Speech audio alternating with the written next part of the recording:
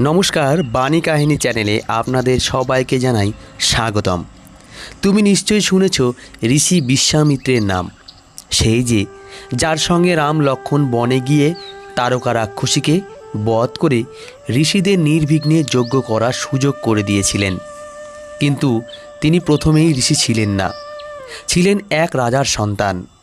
তার বাবা ছিলেন কান্যকুচ বা কনৌজে রাজা গাধী।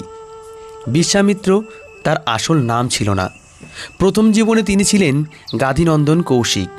রাজা হয়ে তিনি অনেক যুদ্ধ জিতেছিলেন। এরকমই এক যুদ্ধ শেষে কৌশিক রাজ্যে ফিরেছেন। পথশ্রমে সৈন্য সামন্ত সকলেই ক্লান্ত। একটা মহাবন পেরিয়ে তার রাজ্য, কিন্তু রাত হয়ে গেছে বলে সৈন্যরা আর এগোতে চাইল না, সেখানেই বসে পড়ল। সেই বনে ছিল মহামুনি বশিষ্ঠের আশ্রম। মহর্ষি বশিষ্ঠ ছিলেন ক্রোধহীন, প্রেমময়। তার স্বভাবগুণে রাজা প্রজা সকলেরই তাকে সম্মান করত আর ভালোবাসত। তিনি ছিলেন তখনকার ভারতবর্ষের শ্রেষ্ঠ বংশ সূর্য বংশের কুলপুরোহিত। কৌশিক ক্লান্ত সেনাদের নিয়ে খাদ্য ও আশ্রয়ের জন্য সেই আশ্রমে এসে উপস্থিত হলেন। তখন বেশ রাত হয়েছে। সেই সময় এতগুলি ক্ষুধার্ত লোকের উৎপাতে বশিষ্ঠের ঘুম ভেঙে গেল। তিনি দরজা খুলে বাইরে আসতেই কৌশিক এগিয়ে এসে একটু হুকুমের সুরেই বললেন, মুনিবর, আজ যুদ্ধক্লান্ত আমি আর আমার সেনারা ক্ষুধার্ত হয়ে আপনার কাছে এসেছি। রাতটা আমরা এখানেই কাটাতে চাই। আপনি আমাদের খাদ্য ও বিশ্রামের ব্যবস্থা করে অতিথি সৎকার করুন। বশিষ্ঠ একটু হেসে মৃদু গলায় বললেন, মহারাজ, আমি আপনাদের পরিচয় জানি। দেশের রাজা আমার গৃহে উপস্থিত হয়েছেন। আপনাকে নমস্কার। আপনার সৈন্যদের সামনের জলাশয় থেকে হাত মুখ ধুয়ে এসে শান্তভাবে বসতে বলুন। আমি যথাসাধ্য আহারের ব্যবস্থা করছি। শিষ্যদের তিনি অতিথিদের জন্য আলোর ব্যবস্থা করতে বলে ঘরে ঢুকলেন। সেই সময় ঋষি বশিষ্ঠের আশ্রমে গোমাতা সুরভির কন্যা নন্দিনী থাকতেন। নন্দিনী ছিলেন কামধেনু, অর্থাৎ তার কাছে যা চাওয়া যেত তিনি তাই দিতে পারতেন। বশিষ্ঠের আশ্রমে থাকতেন বলে তিনি ঋষির সমস্ত ইচ্ছাই পূর্ণ করতেন।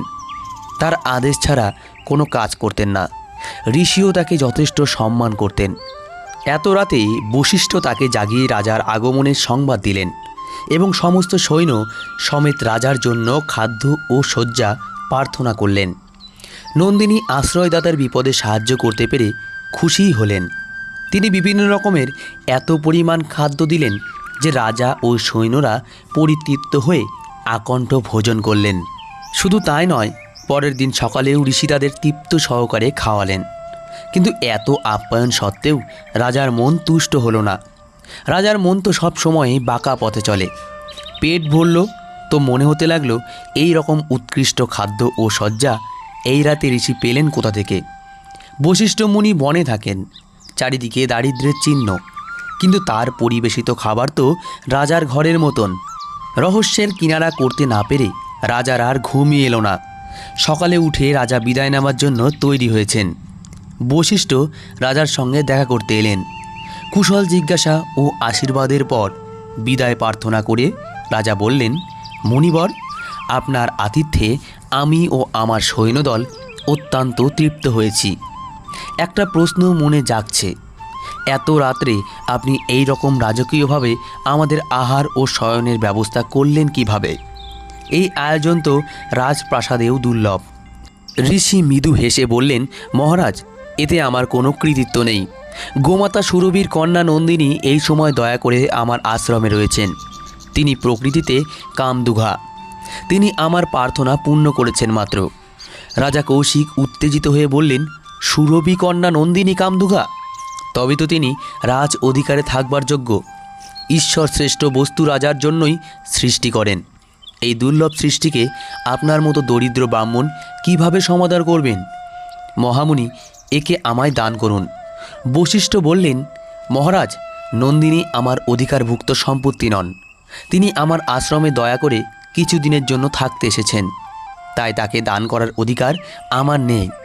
রাজা অত্যন্ত অবজ্ঞার সঙ্গে হাতটা নাকের সামনে রেখে কথাটা উড়িয়েই দিলেন। বললেন, ও সব কথার কথা মুনিবর, আসল কথা হলো নন্দিনীর আপনার কাছে থাকবার কোনো যুক্তিই নেই। একটি গাভীর এরকম অদ্ভুত ক্ষমতা যদি রাজার কাজেই না লাগলো তো তার থেকেই বা কী লাভ।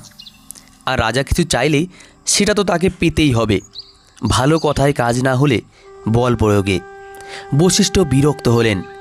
তিনি একটু কঠোর স্বরে বললেন, রাজা, নন্দিনী আমার কন্যা সম, তিনি দেবী তুল্যা। সামান্য রাজা তাকে পেতে পারেন না। তাছাড়া তিনি আমার মাননীয়া, আমার কাছে গচ্ছিতা আছেন।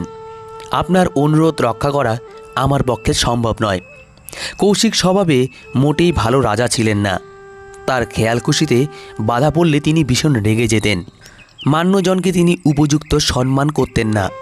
এখন তার মনে হলো দরিদ্র ঋষির এত সাহস যে তার মতো রাজাকে অমান্য করে, তবে তো একে কেড়েই নিতে হবে। তিনি সৈন্যদের হুকুম দিলেন নন্দিনীকে নিয়ে যাবার জন্য। সৈন্যরা হুকুম পেয়ে নন্দিনীর দড়ি ধরে টানাটানি শুরু করল। নন্দিনী আত্মস্বরে ঋষিকে বললেন, মুনিবর, আমায় রক্ষা করুন, এই দুষ্ট লোকেরা আমায় চুরি করার মতলব করছে। বশিষ্ঠ দুঃখিত স্বরে বললেন, মা, আমি ব্রাহ্মণ মানুষ, পূজা অর্চনা, পঠন পাঠন এসব নিয়েই থাকি। তোমায় রক্ষা করার মতো ক্ষাত্রবল আমার নেই। দুষ্ট রাজার কবল থেকে উদ্ধার পেতে তুমি নিজ শক্তির ব্যবহার না করলে তো তোমার রক্ষার উপায় দেখি না। ঋষির অনুমতি পেয়ে নন্দিনী ভয়ঙ্কর স্বরে ডাকতে শুরু করলেন। তার চোখ দিয়ে আগুনের হলকা বেরোতে লাগলো। কিছু সৈন্য তো তাতে মরেই গেল। তার মুখ দিয়ে খস, পুরুষ প্রভৃতি বন্য দুর্ধর্ষ সৈন্যরা স্রোতের মতো বেরিয়ে আসতে লাগলো। তাদের সামনে রাজ্য সৈন্যরা জলের মতো ভেসে গেল। রাজা কৌশিককে তারা দড়ি দিয়ে বেঁধে প্রচণ্ড প্রহারে প্রায় অর্ধমৃত করে বশিষ্ঠের সামনে এনে ফেলল।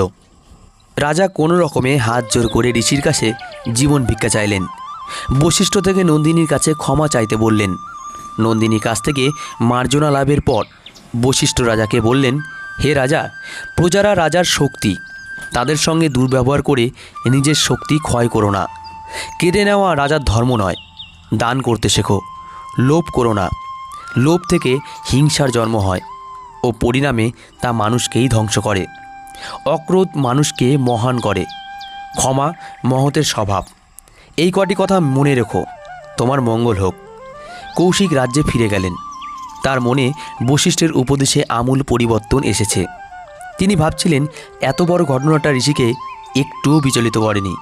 কোন উপায়ে তিনি এত শান্ত থাকতে পারলেন? এই শক্তি তাকেও পেতে হবে। তার মনে হলো যে কোনো কারণে বিচলিত হতে সবাই পারে, কিন্তু এই অবিচল থাকতে পারাটাই অনেক বড় ক্ষমতা।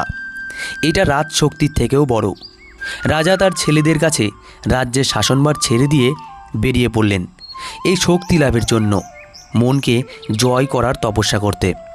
তপস্যার সময় অনেক অভিজ্ঞতার মধ্যে দিয়ে যেতে যেতে তার রাজসত্তার বিলোপ ঘটল।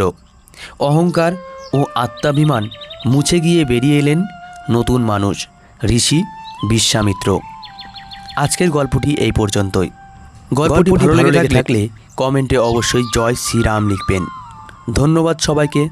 ভালো থাকবেন, পাশে থাকবেন।